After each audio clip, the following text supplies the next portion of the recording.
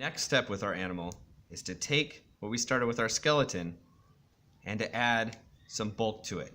If you want to, you can think of it as adding on the muscle, adding on the body.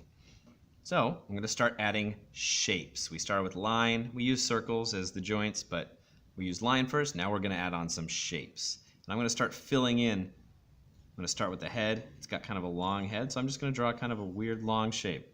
And it's okay if your shapes are weird. It's okay.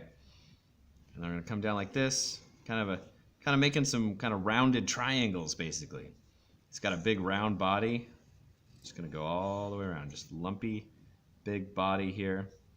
For the legs on my animal, I'm going to draw kind of long ovals from joint to joint. Every part of our body we can think of as just little blocks. Think of them as little shapes.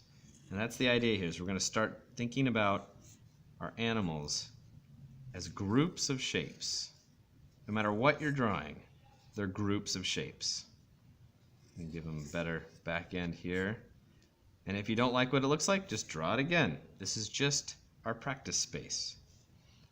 And it's got a little shape for a tail.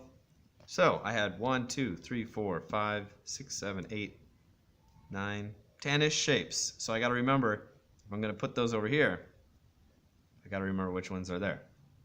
So I'm going to start with the head, just like I did over there. Kind of a long horse head, big, thick, horsey zebra neck there. Big body, little tail,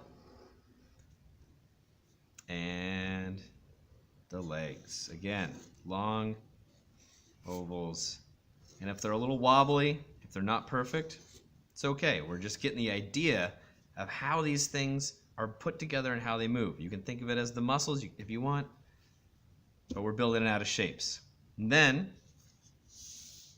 once you're done with that, we're moving on back to these. You can either pick up where you left off, or you can start on a fresh paper if you want, and just start drawing, adding in the shapes to your different poses.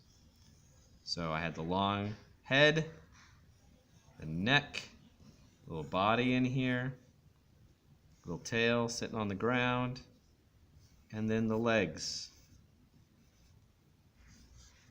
And you can pose your creature any way that you like, right? Head, neck, no matter what, where, how I'm drawing it, I'm using the same shapes. I'm trying to draw them kind of the same way that I did. And they'll bend a little bit, they'll warp a little bit, and that's okay, as long as you're keeping track of the parts that you're putting together. And the little tail.